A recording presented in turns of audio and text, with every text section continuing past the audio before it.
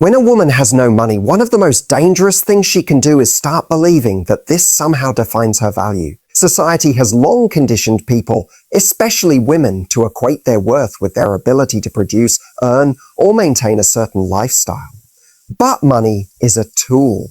That's all it is. It's not a measure of your heart, your intelligence, your potential, or your capacity to love and contribute. It doesn't determine how much you deserve, and it certainly doesn't reflect who you truly are. A woman without money is not a woman without power. Whoa. The issue arises when money becomes tied to identity, when women start believing, I don't have anything, so I must not be anything. Because from that mindset, she may start shrinking herself in relationships, accepting less than she deserves, or staying silent when she should speak up, all because she's convinced she hasn't earned the right to stand tall. But the truth is, value doesn't start with your income. It starts with your presence. It starts with how you carry yourself when things aren't perfect. It starts with how you choose to show up for your life, even when the odds are against you. Money can buy you choices, sure, but it can never buy you self-respect. That has to come from within. And if you don't believe in yourself when you have nothing, you'll never fully trust yourself, even when you have everything. When we stop making money the measure of worth, we open the door to real growth. Because then a woman is free to learn, to develop, to take chances, to build something meaningful without tying every step of that journey to shame. She becomes dangerous in the best way, because she's no longer limited by her circumstances. She realizes that financial struggle is not a character flaw. It's a challenge. It's a moment in time. It's part of the path, not a permanent sentence. It's also important to understand that being broke financially doesn't mean you're bankrupt in value. Some of the most resourceful, creative, wise, and impactful women are those who went through periods of having absolutely nothing, but used those seasons to grow.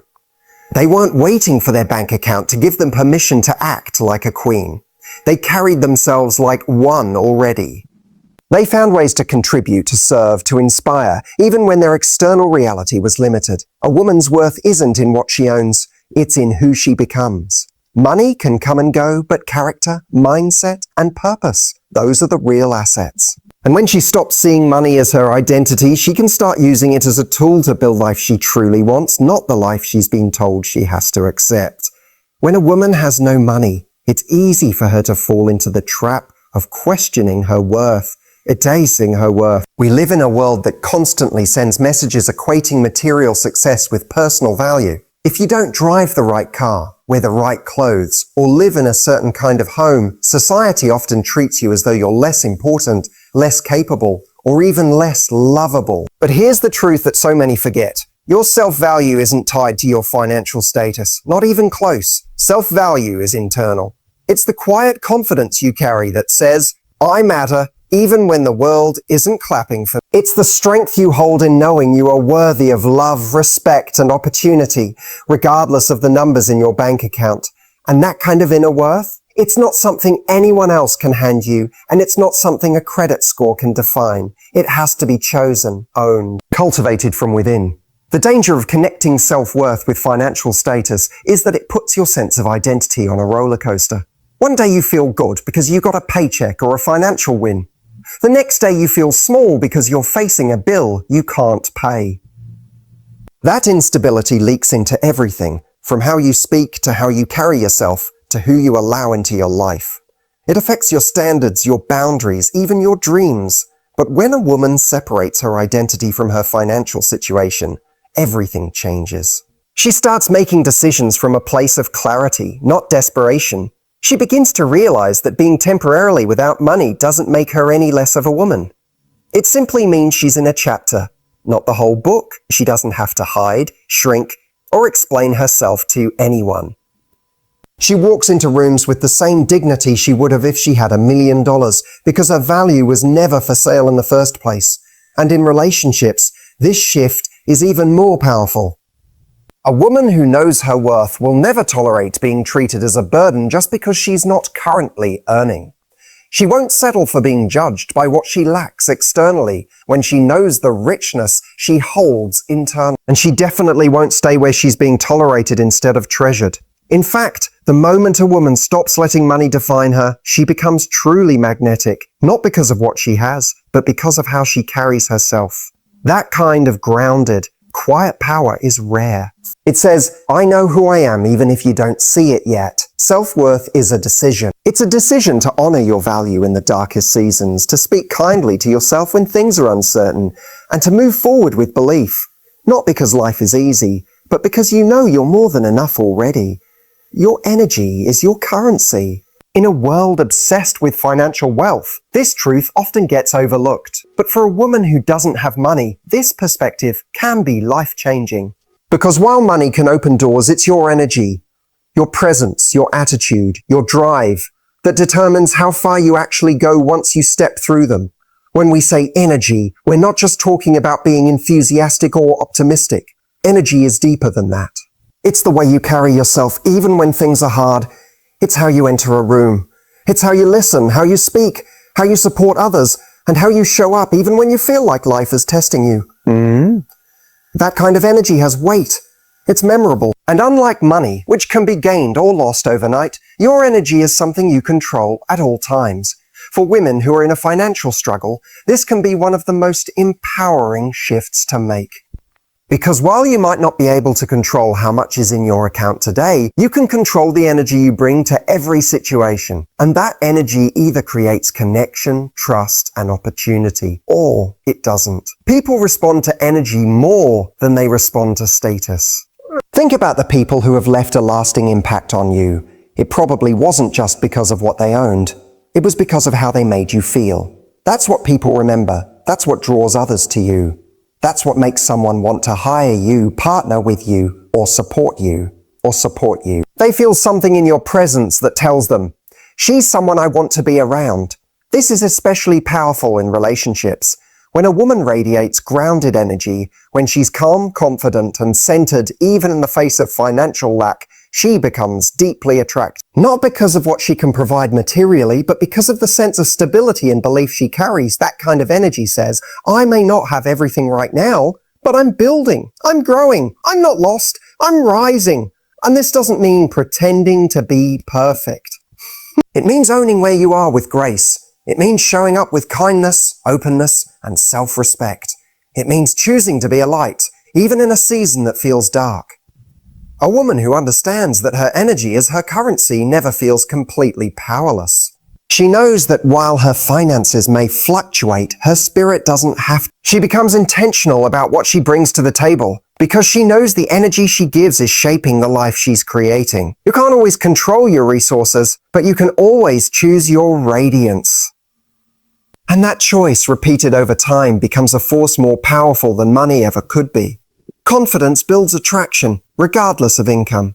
This is one of the most misunderstood truths in both dating and personal development. Many women believe that once they have more money, a better job, or a more polished lifestyle, they'll finally feel confident enough to attract the right people or opportunities. But confidence doesn't arrive after success. It builds before it. And it's this confidence rooted in how you see yourself, not what you possess, that creates true attraction and influence. People are drawn to certainty. When a woman walks into a room with quiet confidence, she doesn't need to say much. Her presence does the speaking for her. It's not about arrogance or pretending to be something she's not.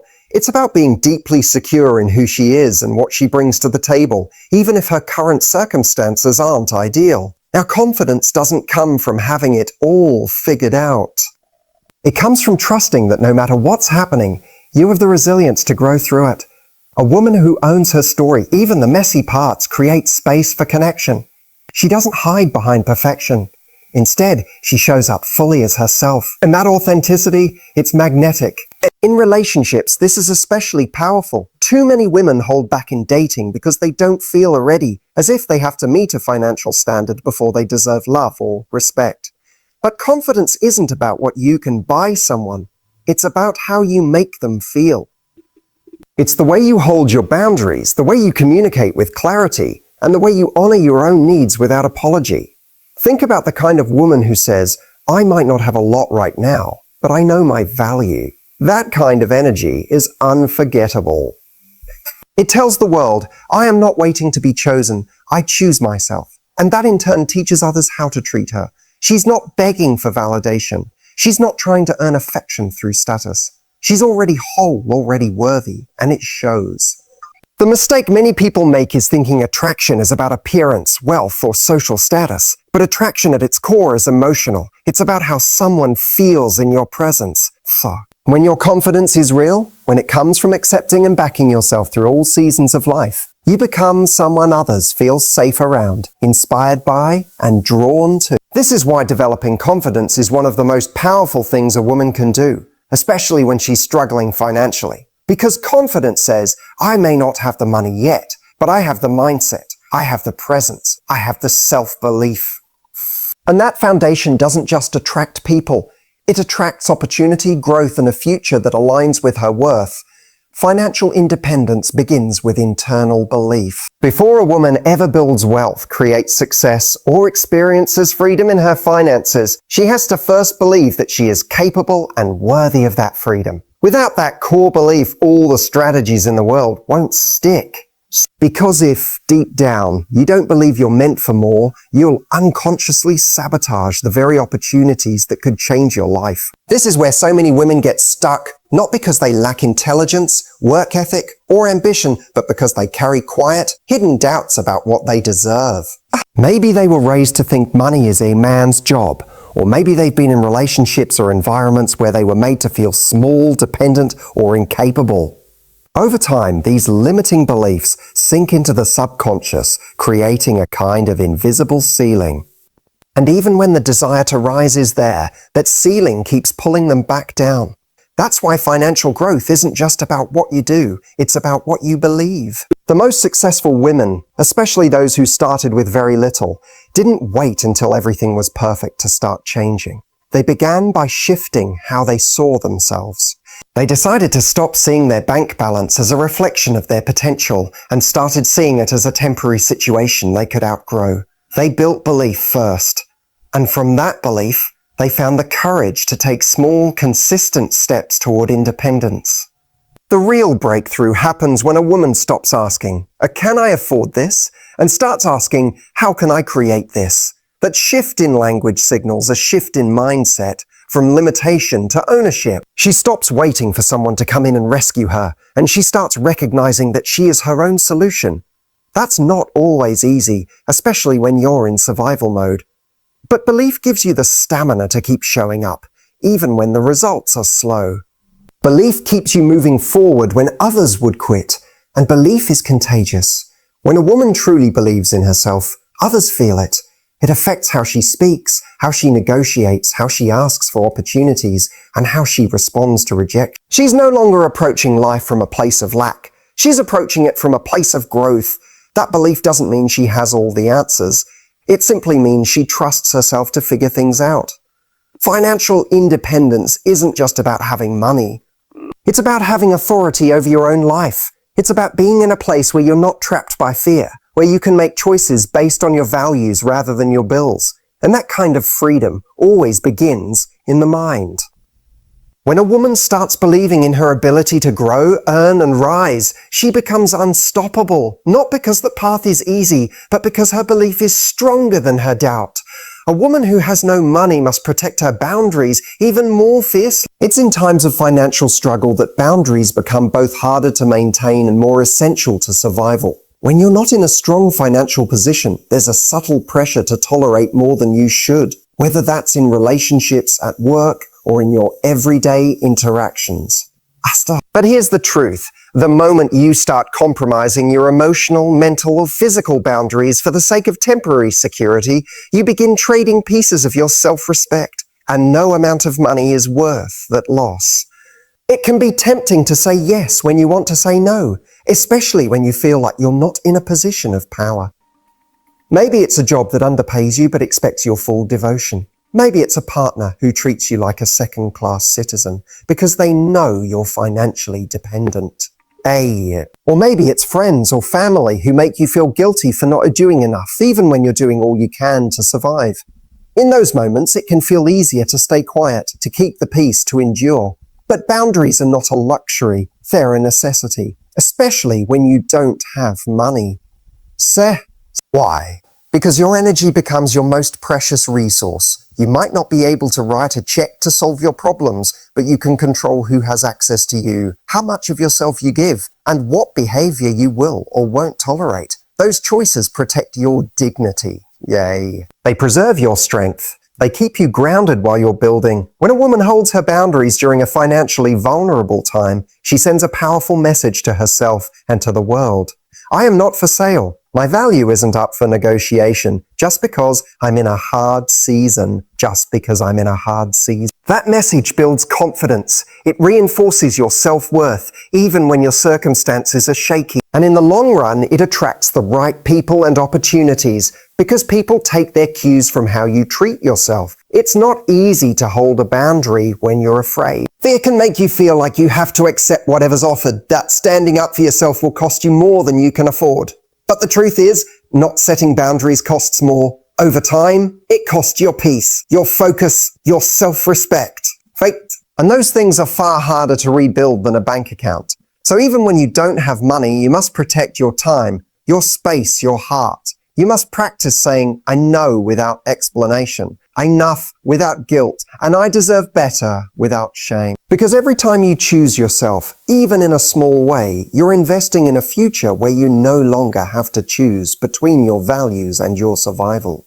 You're building a foundation of strength that money can never buy. When a woman has no money, the temptation to rely on others can feel overwhelming. Whether it's leaning on a partner, a family member, or even an employer, financial dependence can feel like a quick fix to an urgent problem. But dependence is a double-edged sword. While it might offer temporary relief, it often comes at the cost of freedom, decision-making power, and personal growth. The more a woman depends on someone else to sustain her life, the more she risks losing control over how she lives it. There's nothing inherently wrong with receiving help, especially in moments of genuine need. We all need support sometimes, and accepting help doesn't make you weak. But there's a difference between accepting help as a stepping stone and building your life around someone else's resources. One leads to growth, the other leads to stagnation. And worse, it can lead to a dynamic where your choices, your voice, and even your future are no longer fully your own. Financial dependence can subtly shift the balance of power in relationships. When someone else is paying your bills, they may begin to believe they have a say in your life decisions, how you live, what you pursue, and even what you tolerate. And if you've convinced yourself that you can't survive without their support, you might find yourself agreeing to things you would otherwise never accept. That's how dependence slowly chips away at dignity. But here's the truth. No matter how little you have, you are not helpless. Even if you're starting from zero, you can begin to build something of your own. The process might be slow. It might take years. But every small act of independence, every time you find a way to earn, to contribute, to solve your own problem, builds your confidence and strengthens your foundation. It teaches you that your life doesn't have to be dictated by someone else's approval or generosity. Dependence often feels safe in the short term, but it limits your options in the long term. And true safety, lasting safety, comes from knowing you can take care of yourself. It comes from waking up and knowing that your decisions are yours, your voice is strong, and your future is not at the mercy of anyone else's choices. A woman who refuses to build her life around dependence, even when she's struggling, becomes powerful in a quiet, unshakable way. She learns to be resourceful. She learns to adapt. She learns that freedom isn't about having everything. It's about owning your life, one decision at a time. No matter where you are financially, you have something you can control, your effort, your belief, your will to rise. Dependence may seem easier today, but independence will always serve you better tomorrow. Build it step by step and never hand over the keys to your life in exchange for comfort. You are capable of more than survival. You're capable of sovereignty. Having no money can make a woman feel invisible in a world that often equates value with financial success. It can create shame, self-doubt, and the illusion that she has nothing to offer.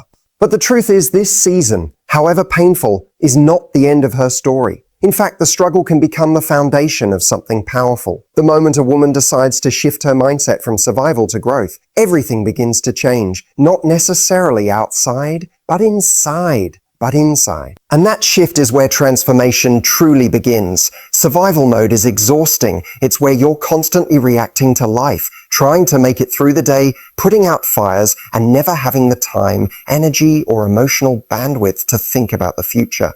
When a woman is stuck in survival mode, the dreamer in her goes quiet. She stops asking what's possible and starts asking only, how do I get through this?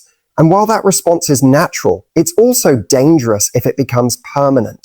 The real change starts when she pauses and asks herself a different question, not just a how do I survive, but a what is this season trying to teach me?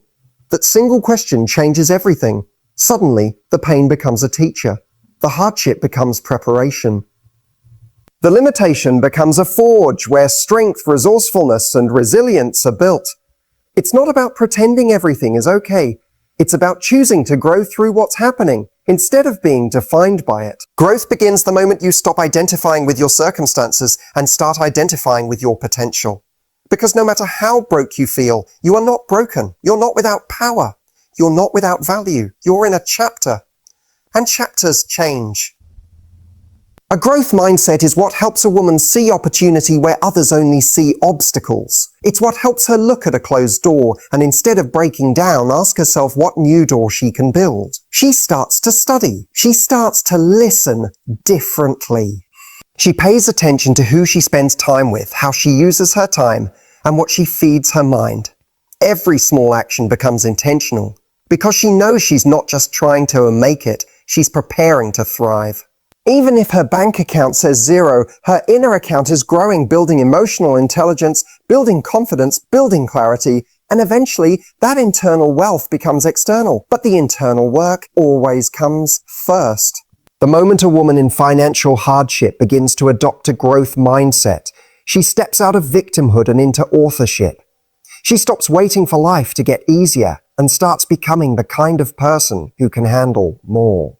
And that shift, though invisible at first, is the beginning of a completely different life. Not just a richer one, but a freer, more powerful, more fulfilled one she's building with intention, not just enduring by default. When a woman has no money, it's easy to believe she has nothing to give. But that belief couldn't be further from the truth. Value doesn't start with a bank balance. It starts with contribution. It starts with what you offer the world through your time, your skills, your presence, and your willingness to serve.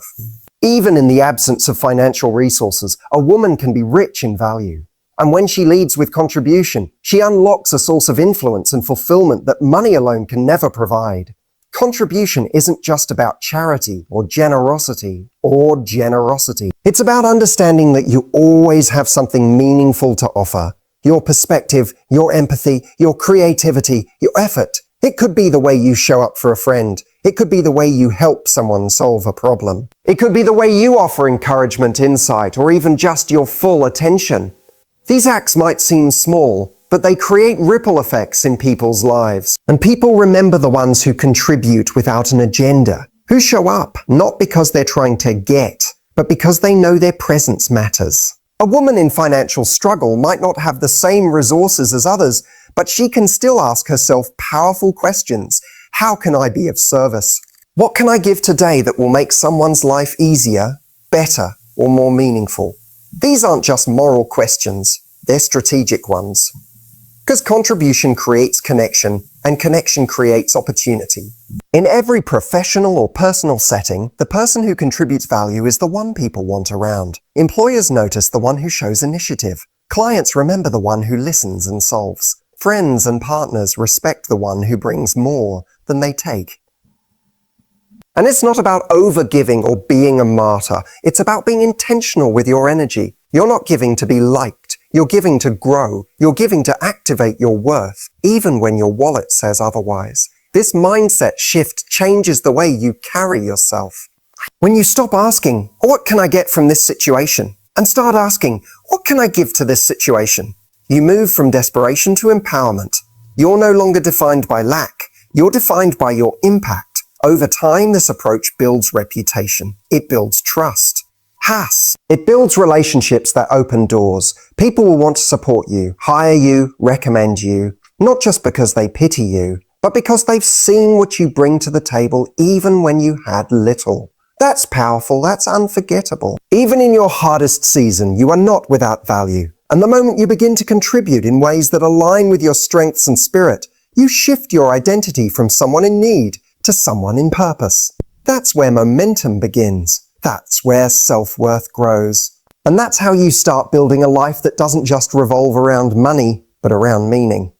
Growth is never linear, especially when a woman has no money. One of the biggest misconceptions about success and progress is that it happens in a straight line, upward, steady, predictable. But the reality is far different. Growth, particularly financial and personal growth, is often messy, full of setbacks, plateaus, and unexpected detours. Accepting this reality isn't about lowering your standards. It's about developing resilience and patience, which are far more valuable than any quick win. When you're in a place where money feels scarce, it's tempting to want instant results.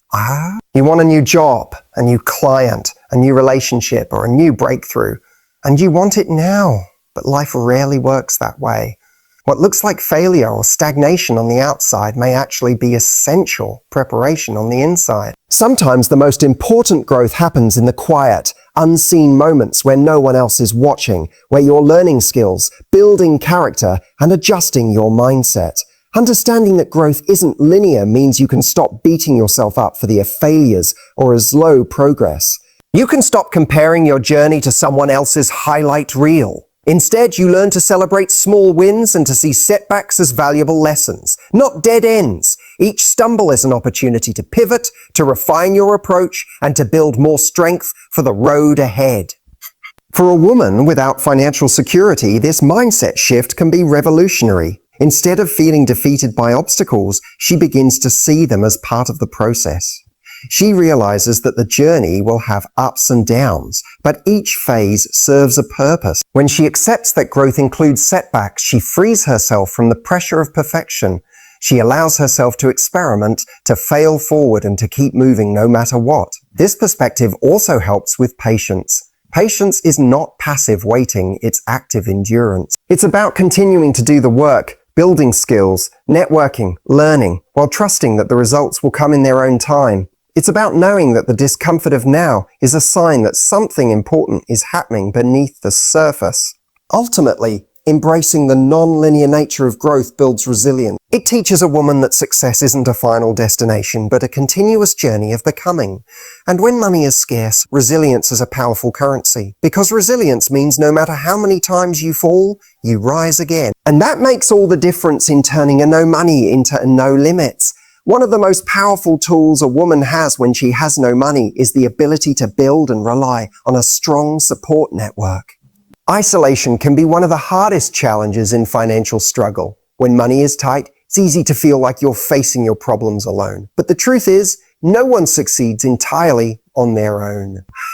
Connection to others, whether friends, family, mentors, or community groups, provides emotional strength, practical advice, and sometimes even unexpected opportunities.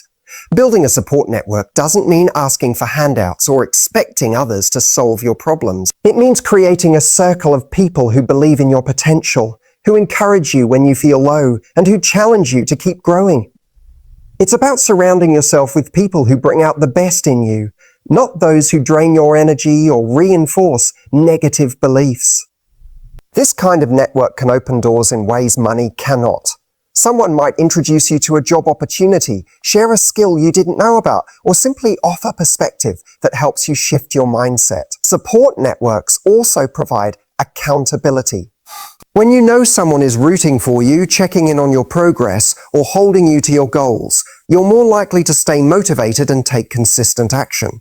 Importantly, building a support system is a two-way street. It's not just about receiving help, it's about giving it too. When you offer encouragement, share your experiences, and celebrate others' wins, you create a cycle of mutual support. This reciprocity strengthens relationships and builds trust, which can be invaluable as you navigate financial hardship. In times of financial scarcity, emotional and social capital can be just as crucial as money. A woman with a strong support network feels less alone, less overwhelmed, and more capable of facing challenges head-on. She gains access to collective wisdom and resources that extend beyond what she could muster alone. The key is to be intentional about who you let into your inner circle. Seek out people who uplift you, who see your value, and who inspire you to become better. Distance yourself from those who bring negativity, judgment, or drain your energy. Your environment influences your mindset and your trajectory far more than you might realize. In building and leaning on a support network, a woman without money creates a foundation of strength that money cannot buy. It reminds her that she is part of a community, that she is valued, and that she is never truly alone. And in that connection, she finds resilience, hope, and the fuel to keep moving forward, no matter what her bank balance says. When a woman has no money, the temptation to settle becomes one of the greatest risks she faces. Settling can look different for everyone. It might be staying in a job that underpays and undervalues her, staying in a relationship that limits her growth, or accepting less than she deserves because she feels it's the best she can get. But settling is never a solution. It's a compromise that chips away at self-worth, potential, and ultimately happiness.